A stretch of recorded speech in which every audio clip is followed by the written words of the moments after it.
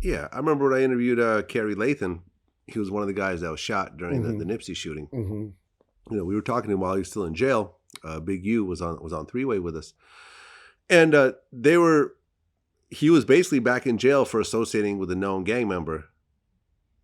Which I mean, he just went there to get a T-shirt, Right. and Big U was kind of breaking down, over the phone while we were recording about how you go to jail, to prison for some gang related offense, and you come out and you're prohibited from associating with known gang members. But if you're in a certain neighborhood, everybody's a known gang member. Right. So your support system becomes non existent.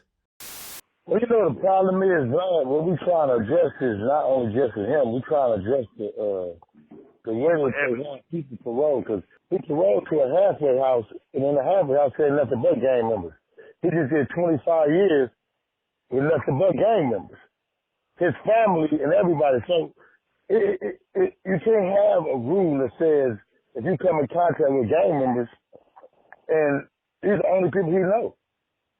He had to come in contact with somebody he knew to help him. When you parole, they give you $200. They give you $200 and then what? How do you get a job? Who's going to help you? Where do you go to live? It's ridiculous. We need to change that rule. You know what I mean? Mm-hmm. Or if you just choose to stay there, then that's that. And it's a system that's not really, it's just really not designed to help you get back into society. Right. It's really designed, what do you say, forever punishment? Yes, it's forever punishment. Yeah, man. It's messed up.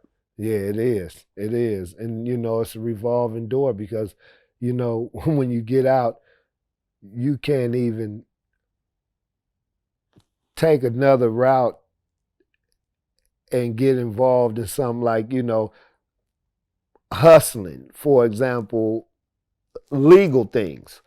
They want everything accounted for. You can't, sell incense and T-shirts and all this. This is how I'm making my money. I'm going up here and doing this.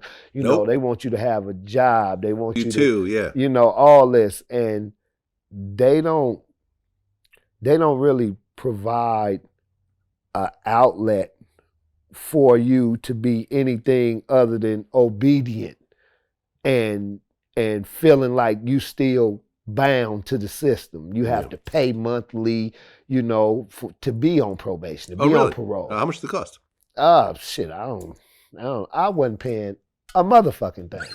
Yeah, what y'all gonna do? Send me back to jail? I'm not paying shit to be on no parole or nothing. I'm not. They tried to make me catch a bus when I got out. Like me. Like, oh well, we have a program we need you to attend, and it's a couple of cities over, and I'm like, well, I haven't got transportation yet. Oh no, the bus runs. I'm not getting on no motherfucking bus, man. Do you know who you talking to?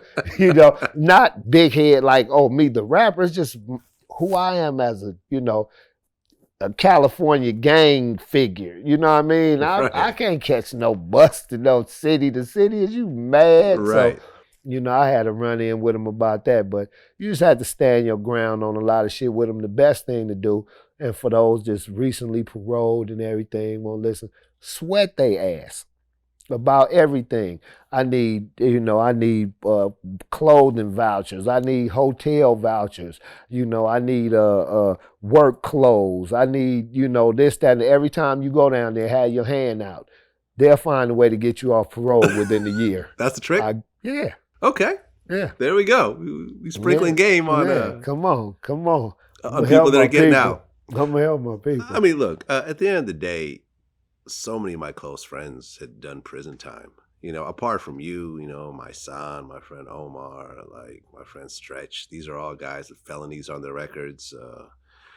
Some people have murders on their records. Like, you know what I mean? Yeah. It's like, these are all good people. These are all my friends. These are all people that have been in my home. Like, people have been in my studios. People have been around my family. Like, and you're going to be real circumspect before you even consider letting anybody around your family, whether they got a record or not. Yeah. So, exactly. That lets you know the caliber and that's people. what bothers me about this whole thing. Like, these are not evil people just because they've made some mistakes along the way. They put the animal tag on you. Yeah.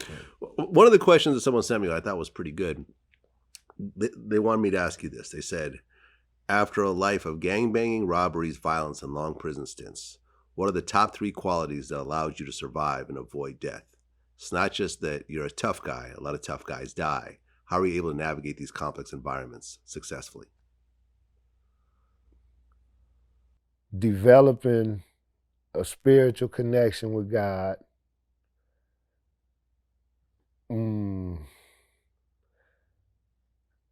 Never figuring I was better than everybody else.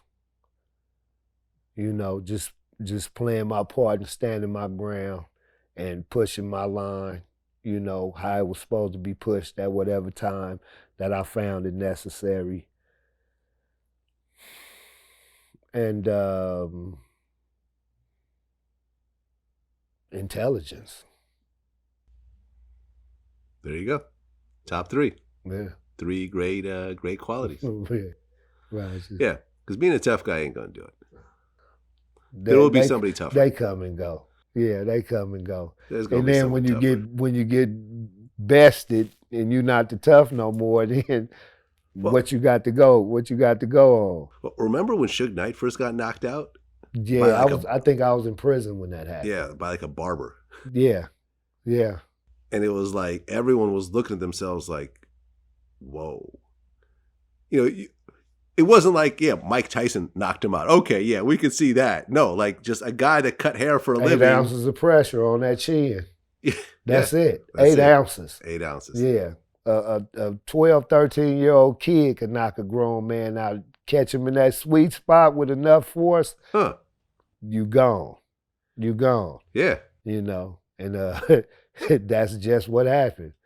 Right. And everyone was like looking at Suge like he's just invincible. Yeah. Like he's like the boogeyman. And they knew the guy was gonna turn up dead within a couple of days and all that. And you know, he giving interviews out of his barbershop. Yeah, I knocked him out. Yeah, he was cutting hair while he was doing it. Like, hey. So you know, tough guys, that's not really it. No. You know, you gotta have something to, you know, to modify the toughness, because if you just all gas, you're gonna run into a wall at some point.